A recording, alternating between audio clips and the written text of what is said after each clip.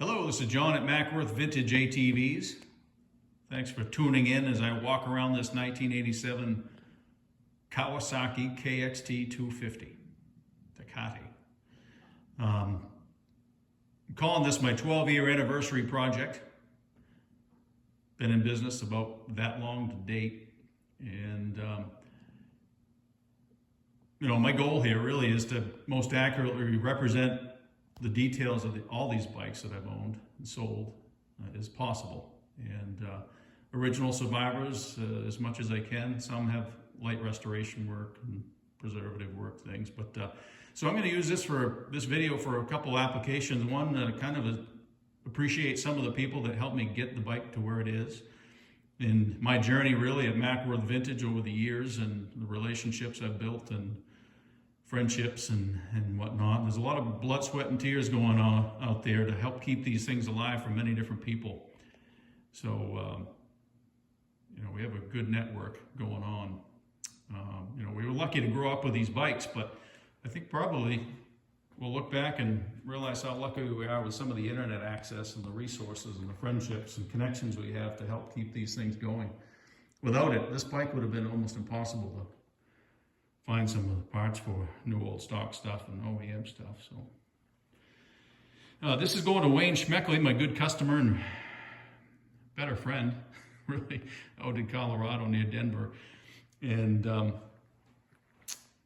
this is going to be the focal point of his Kawasaki collection. He's got some of the best ones I've ever had. He's bought, among many other things he has. But I'm going to send it a nice little display item out with it that I'm going to hold off to the end and show you. So there's my cliffhanger. Hang out for that. Bruce Allman at Blue Line Graphics did the graphics for this bike. Anybody can get those off his website, but they really look great. He nailed it. He's passionate about it, grew up in the era, knows the importance of the small details. Knocked this out of the park. Another resource I reached out to was Vintage Motorsports, and Mike helped me refinish the rear wheels on the inside. They had some small dings that needed attention, as well as the lower fork tubes were highly polished, and I wanted them returned to the original factory look, and he took that on for me, and they look beautiful. Did a great job. Dimitri out in Greece.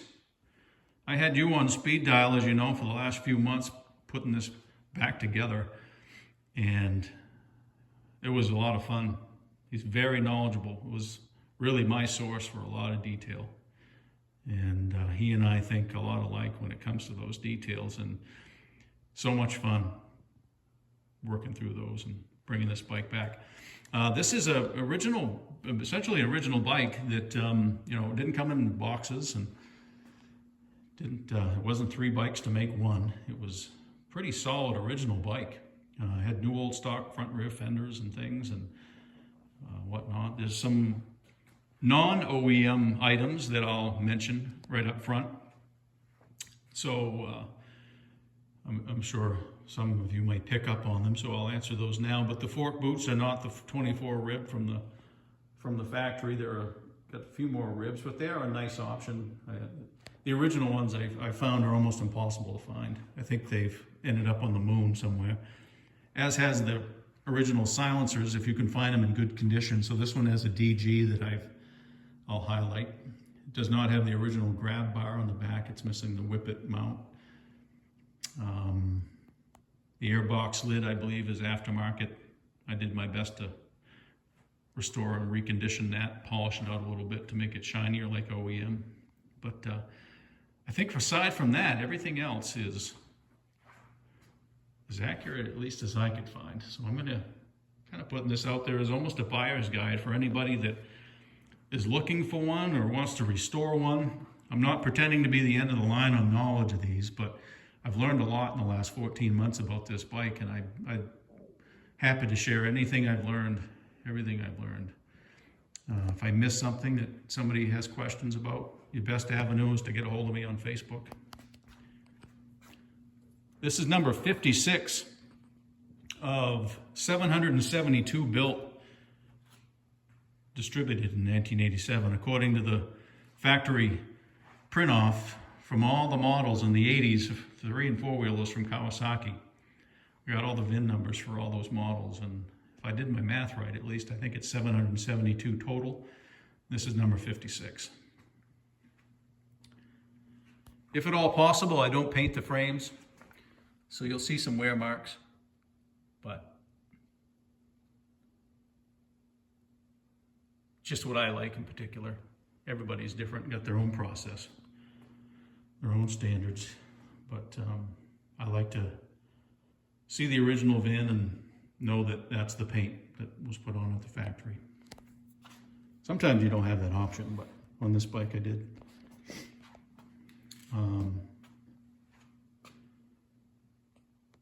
I used only the Kawasaki reference photos from the new old stock bike at the Kawasaki Museum. ATV Rider, I believe, put those pictures out a while ago. But those are the best sources, and I found a few others too from the new old stock bike that I use. But I'll highlight some detail here now from throughout the rest of this video that should you want to know the fine details of an 87, I'll tell you everything I learned, and it's probably not everything. But you can buy these caps again new. They'll often send you chrome screws, but they should be black. These are the originals decals for the on-off switch and the lights. You can get those through Bruce, but these are original in good shape, so I kept them. That's a new old stock yellow decal I got for the switch, which was a cool, funny story. These should be black as these are. This black plate at the top should be that color. The wire for the on-off switch should wrap around in that fashion. These are the original zip ties for the bike. Sheens and different things, try to match those as close as possible. These valve stem caps for the shocks should be gray.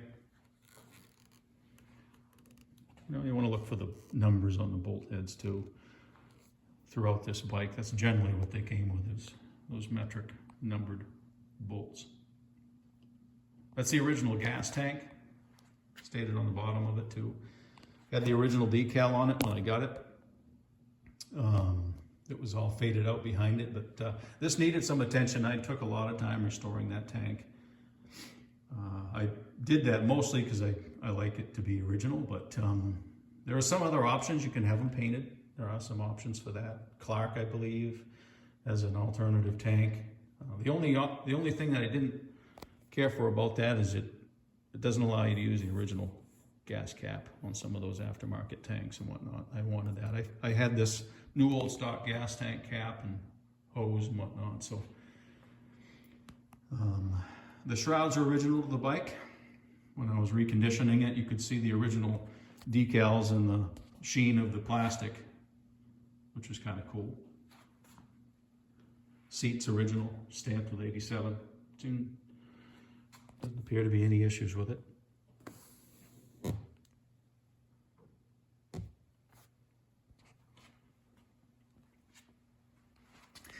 I'll put up the factory reference photos here, but a lot of details here that those photos allow you to look at and stick to if you choose to.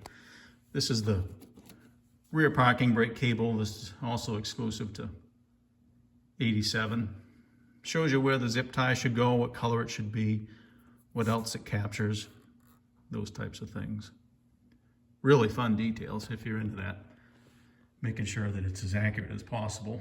Not everybody's after that, but I get it. I do have a little bit different process for reconditioning frames and things. I don't, like I said, powder coat frames, and I want to keep them original as much as possible. Some of those instances it's not a good option, but in this one it was. So talking with Dimitri, you know, the most factory correct way really is the spray option, which they originally coated with.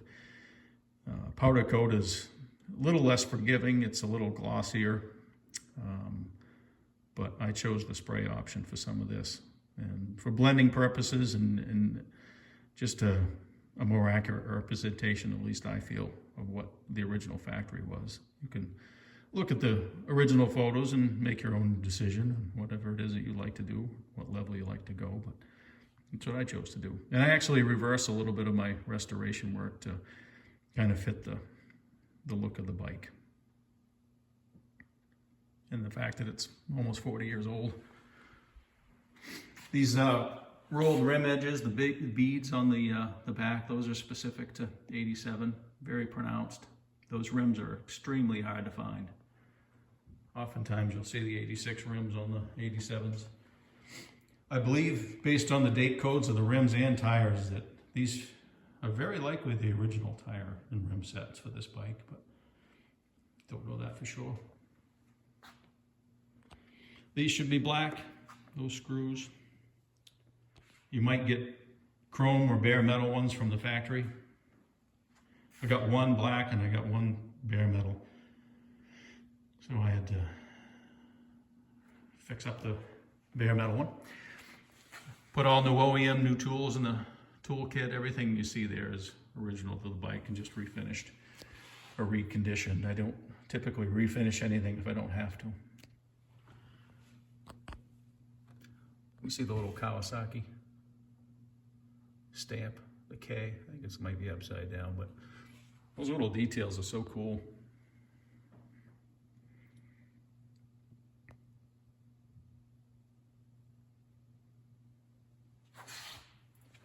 I chose to paint the muffler to subdue it a little bit, maybe look a little more in line with what the original silencer is. So again, if anybody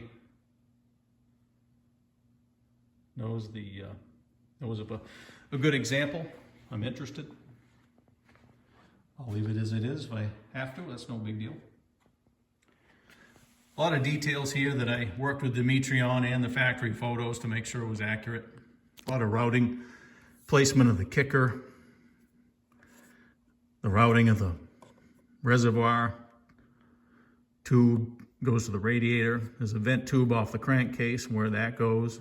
Should be a shiny black tube. You can still get those vents up into the air box. The vent tube overflow for the radiator, that was a bit of a mystery. Where the heck's that go? But the factory photos, if you zoom in and do some of that research, ties in behind this lower down tube of the frame, captured with that zip tie. Kind of just fun stuff.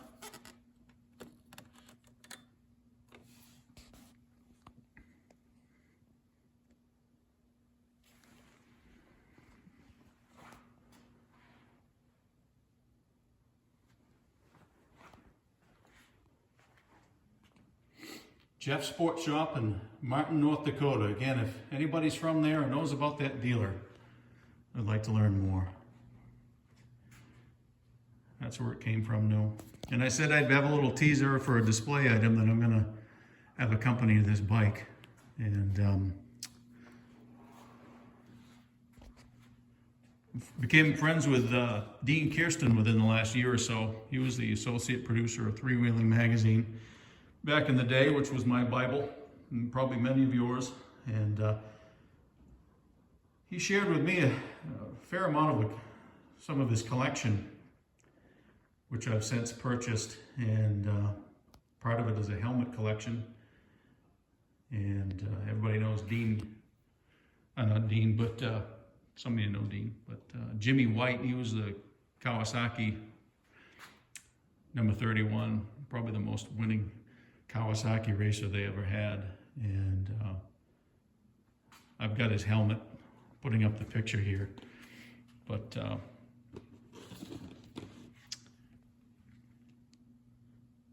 I spoke with Jimmy, chatted with him, texted with him. He said this very likely could be the helmet in that photo.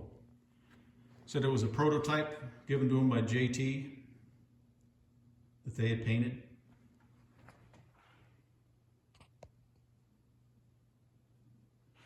Got a little bruise there on the back. It's pretty cool to have that kind of piece, history, really. And I couldn't think of a better bike to accompany it and showcase it. I'll probably have some more photos of it and a little more history of it in the future. But anyway, thanks for tuning in to watch this walk around of this Tecate. Any questions, feel free to reach out. And I'm happy to help anybody relay what it is that I've learned over the last year or so. But I'll have some more videos coming up in the future, and hope you tune in. Thanks for watching.